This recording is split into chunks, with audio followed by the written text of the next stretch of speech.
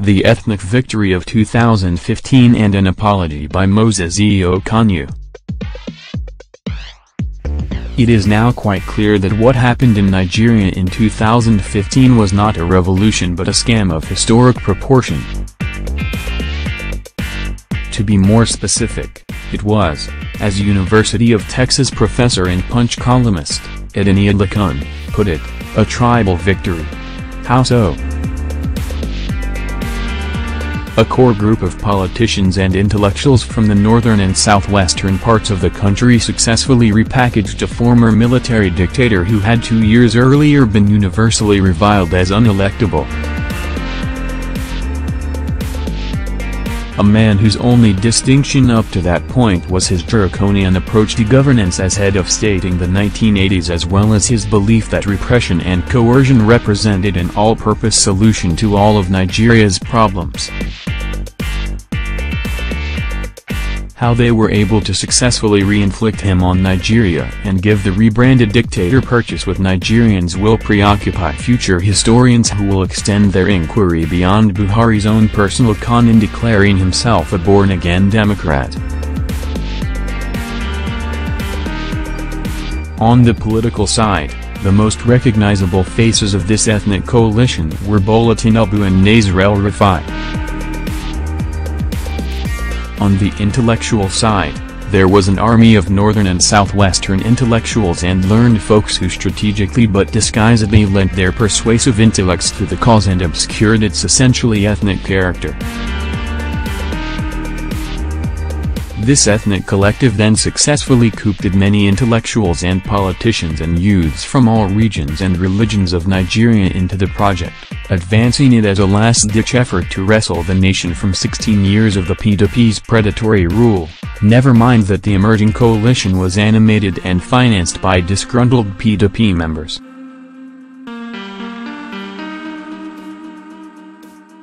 The ethnic battalion behind then-candidate Muhammadu Buhari manipulated the naive youths of Nigeria and the opportunism and naivety of intellectuals and politicians from other regions, harvesting their energies into the political effort that ousted Goodluck Jonathan. Their rhetoric of revolution, reclamation, and their fiction of integrity and ethical cleansing found the receptive audience desperate for change and thus willing to overlook the contradictory records of the messengers. The core of the 2015 coalition remained decidedly ethnic in composition and ideology. The inner circle never believed in changing Nigeria. They only believed in changing its leadership. For the southwestern elite, it was about getting back in power through the back door of a Buhari presidency. For the north, it was obvious. They looked upon Jonathan as a usurper, as the man who had purportedly taken their turn at the presidency. They wanted back in. This was the foundational premise of regime change in 2015. Everything else was a sophisticated marketing gimmick. But it was gimmickry at its most disarming. Buhari had proclaimed publicly that late dictator Sani Abacha had not stolen any money from Nigeria and has not retracted the claim despite Nigeria taking possession of multiple streams of Abacha's cash stash. In spite of that, and in spite of presiding over a cesspool of corruption and waste at the defunct Petroleum Trust Fund, the ethnic coalition settled on the theme of integrity as their point of departure for their campaign. Even Buhari's record of parochial insularity was magically transformed into a story of redemptive self-reinvention. He had learned from his failed previous effort to secure the presidency on the misguided premise that support from the North alone could deliver it to him, we were told. This presidential run, the ethnic propagandists claimed, was different from previous ones. They claimed that Buhari was cultivating a broad-based national coalition, had shed his northern provincialism, and had embraced a cosmopolitan, ecumenical agenda. And yet the evidence of Buhari's dangerous, obstinate investment in parochial endeavors and claims was inescapable. It was Buhari who said an attack on Boko Haram was an attack on the North. It was he who said Boko Haram was fighting injustice and that it was wrong to unleash the military on them while conferring amnesty and patronage on Niger Delta oil militants. It was Buhari who encouraged northern Muslims to vote only their kind. It was he who led a delegation of Fulani leaders to former Oyo State Governor Lamade Shina, asking him, "Why are your people killing my people?" It was Buhari who declared that he would work for the implementation of Sharia, the Islamic legal system, across Nigeria in disregard of Nigeria's plural religious heritage.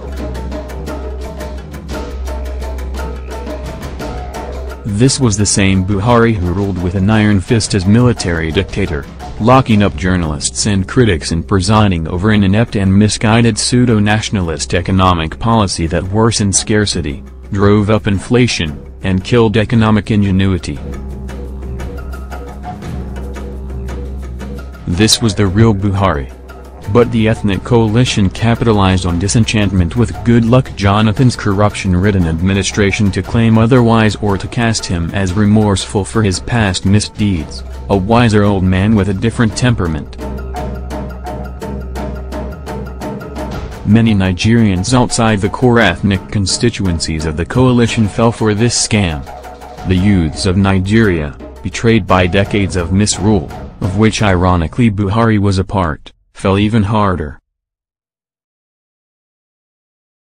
They went all in on the sexy message of change.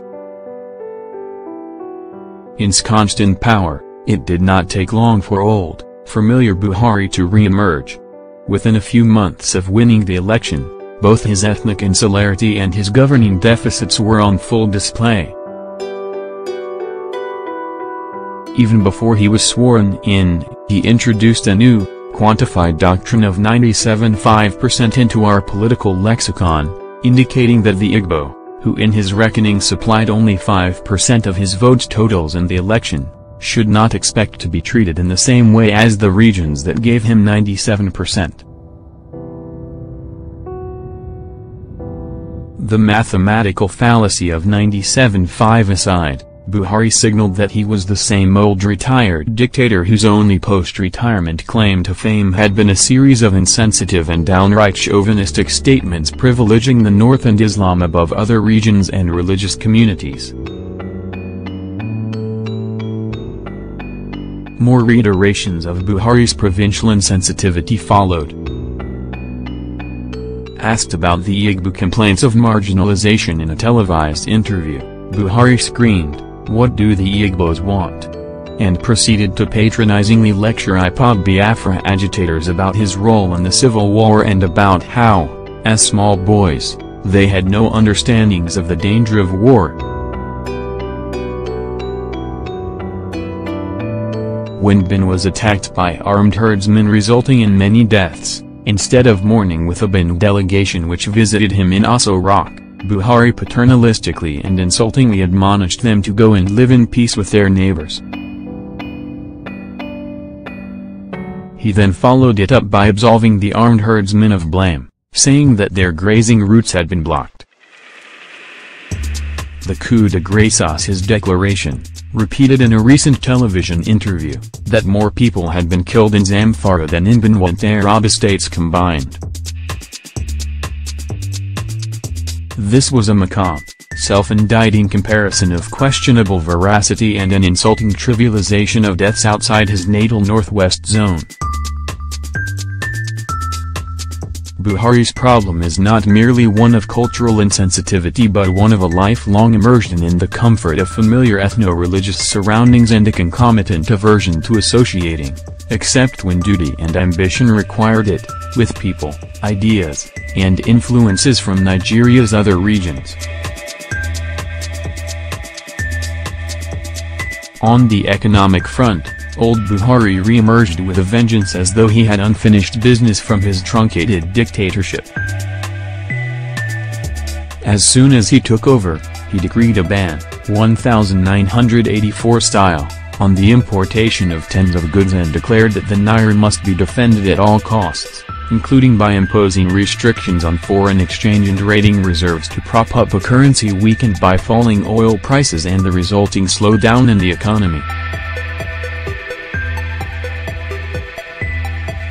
This was economic stupidity underwritten by Buhari's old 1980s brand of economic nationalism, which sees the economy as yet another realm of national life to be tightly controlled, disciplined, and leveraged for national pride. In this backward, outmoded economic thinking, it did not matter that such a policy of tight controls in a monoculture economy is usually the fastest route to a recession.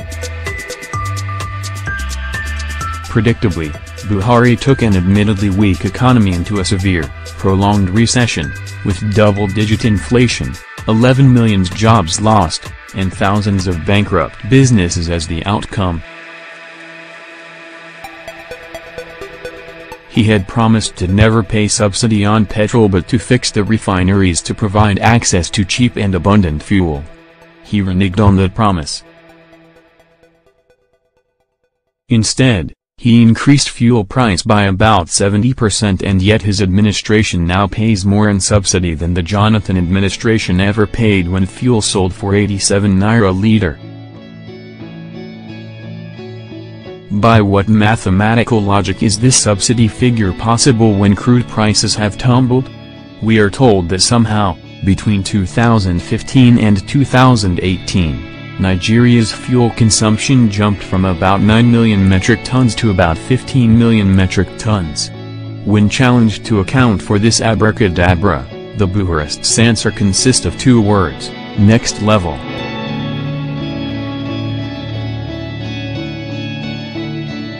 Other promises made during the grand ethnic deception of 2014-2015 lay in ruins, disowned and disavowed by the president and his henchmen.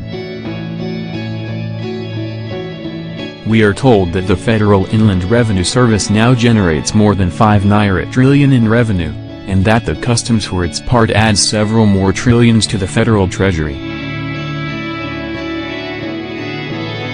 However, in 2018, despite Nigeria making about 12 trillion naira from crude oil sales, at least 7 trillion from taxes and duties, and an undisclosed amount from non-oil exports, the country still borrowed 1.6 trillion naira to support a 2018 budget of N9.12 trillion naira.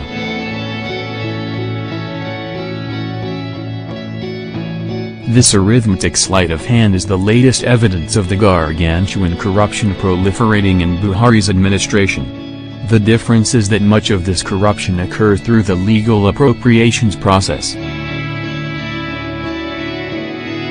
But that's not to say that it's the only form of corruption.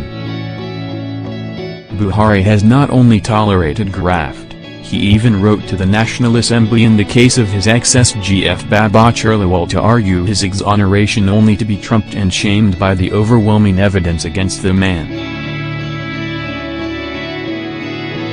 Although relieved of his position, Babachir has yet to be prosecuted in accordance with the report of the National Assembly panel that investigated his shady dealings.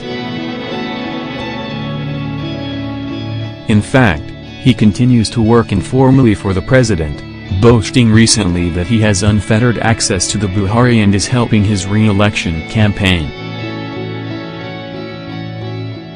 Buhari superintended and approved the reinstatement of pension fugitive, Abdul Rashid Maina, and has failed to order an investigation into corruption allegations against his chief of staff, his army chief, and his Minister of Internal Affairs, the last two accusations involving the acquisitions of properties overseas.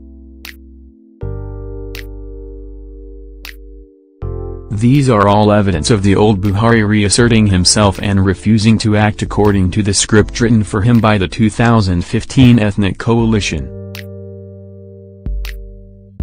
The selective morality, the exoneration of corrupt loyal allies, the bigotry and parochialism, the economic illiteracy, the absence of intellectual curiosity, the malicious insensitivity to Nigeria's complex ethno-religious mix, and the lack of a national frame of socio-political frame of reference.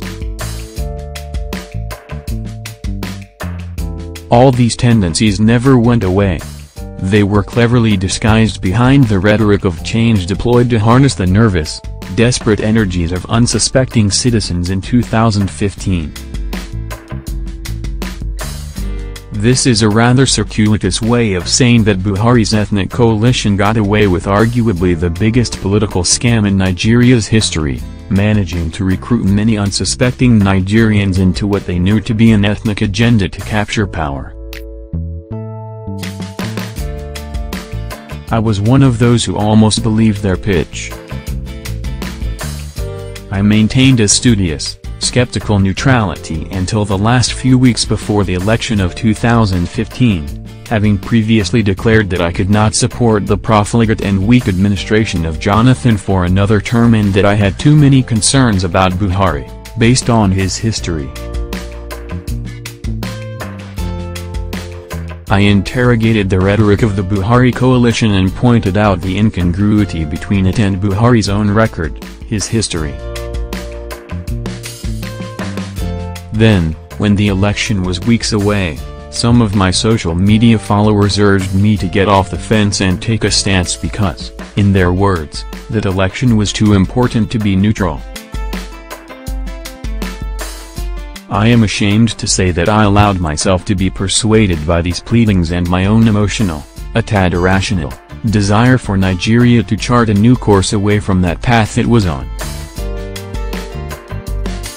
In this emotional state, I stated that as a diaspora Nigerian I did not have a vote but that if I could vote I would hold my nose and vote for Buhari, but only as a gamble for change since there was nothing in the man's record to inspire confidence. Mine was a tepid, reluctant, and half-hearted endorsement if you could call it that. It was a non-endorsement endorsement. But it still was a public declaration of reluctant hypothetical support. Even for this weak, late, and qualified acceptance of a deeply flawed candidate, I am now ashamed and feel a need to apologize to my inner, skeptical self, and to my compatriots who are now groaning under the jackboot of the resurgent dictator. I should have maintained my neutrality.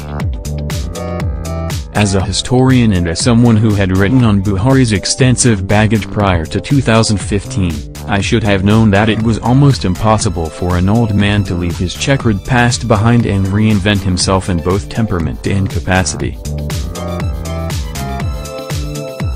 I should have known that, as the popular cliché says, the past is usually a prologue to what to expect, what is to come. In shedding my usual skepticism and critical distance, I became one of those who unwittingly joined and bolstered what has now unraveled to everyone's notice, an ethnic coalition that produced an ethnic victory, leading to disillusionment among those who were coopted, seduced, or otherwise tricked into believing in the genuineness of the change movement. I now know that Jonathan was not ousted for being incompetent, weak, or corrupt but for losing the support of Tinubu and the Southwestern political elite who consider him their leader.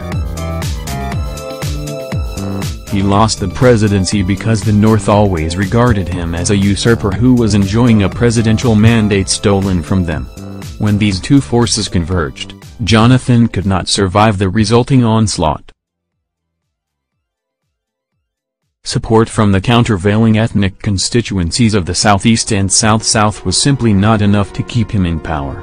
That is the story of 2015, stripped of the pretentious rhetorical nonsense.